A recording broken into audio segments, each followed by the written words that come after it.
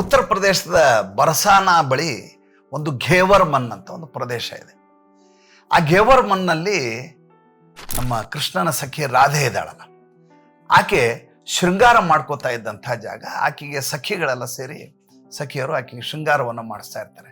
ಆಕೆಗೆ ಜಡೆ ಹೆಣೆಯೋದು, ಆಕೆಗೆ ಕಣ್ಣು ಕಾಡಿಗೆ ಹಚ್ಚೋದು, ಆಕೆಗೆ ಹೂವು ಮೂಡಿಸೋದು, ಎಲ್ಲ ಕೆಲಸಗಳನ್ನು ಆ ಸಖಿಯರು ಮಾಡ್ತಾ ಇರ್ತಾರೆ. ಒಂದು ದಿವಸ ರಾಧೆ ಹೇಳ್ತಾರೆ, ನೀವು ಸಖಿಯರು ಯಾರು ಇವತ್ತು ಬರಬೇಡಿ, ಇವತ್ತು ನಾನು ಶ್ರೀಕೃಷ್ಣನಿಂದ ನಾನು ಶೃಂಗಾರ ಮಾಡಿಸ್ಕೋತೀನಿ. ಸಖಿಯರೆಲ್ಲ ಆಯಿತು ಅಕ್ಕ ಅಂತ ಹೊರಟು ಹೋಗ್ತಾರೆ. ಸಂಜೆ ಹೊತ್ತಿಗೆ ಶ್ರೀಕೃಷ್ಣ ಸೂರ್ಯಾಸ್ತಕ್ಕಿಂತ ಸ್ವಲ್ಪ ಮುಂಚೆ ಅಲ್ಲಿಗೆ ಬರ್ತಾನೆ ಘೇವರ್ ಮನೆಗೆ. ರಾಧೆ ಕೂತಿದ್ದಾಳೆ. ನಂದೊಂದು ಬೇಡಿಕೆ, ಏನು ಹೇಳು ಮಾಡ್ತೀನಿ, ಇವತ್ತು ನೀನು ನನಗೆ ಶೃಂಗಾರ ಮಾಡಬೇಕು.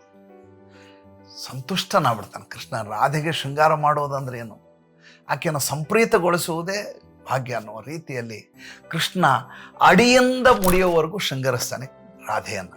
ಆಕೆಯ ನೀಳ ಜಡೆ, ಆಕೆಯ ಕಣ್ಣಿನ ಕಾಡಿಗೆ, ಆಕೆಯ ನವಲಕ್ಕು, ಪ್ರತಿಯೊಂದನ್ನು ಆಕೆಗೆ ತೊಡಿಸಿ ಸಂತೋಷ ಪಡ್ತಾ ಇರ್ತಾನೆ.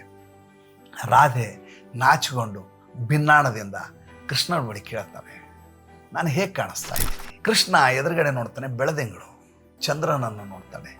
ಆ ಚಂದ್ರನಷ್ಟೇ ಸುಂದರಳಾಗಿ ಕಾಣಿಸ್ತಾ ಇದೆಯಾ. ರಾಧೆಗೆ ಬೇಸರ ಆಗಿಬಿಡುತ್ತೆ. ನನ್ನನ್ನು ಚಂದ್ರನ ಹೋಲಿಸ್ಬಿಟ್ಟೆ, ಚಂದ್ರನ ಒಳಗೆ ಕೂಡ ಕಪ್ಪಿದೆ, ಅಲ್ಲಿಯೂ ಕಳಂಕ ಇದೆ, ನೀನು ಚಂದ್ರನ ಹೋಲಿಸ್ಬಿಟ್ಟಲ್ಲ ನೀನು ಅಂತ ಈಕೆ ಅಲ್ಲಿಂದ ನಿರ್ಗಮಿಸಿ ಬಿಡ್ತಾಳೆ. ಕೃಷ್ಣ ಚಂದ್ರನನ್ನು ನೋಡ್ತಾ ಇರ್ತಾನೆ, ತಿರುಗಿ ನೋಡ್ತಾನೆ, ರಾಧೆ ಇಲ್ವೇ ಇಲ್ಲ.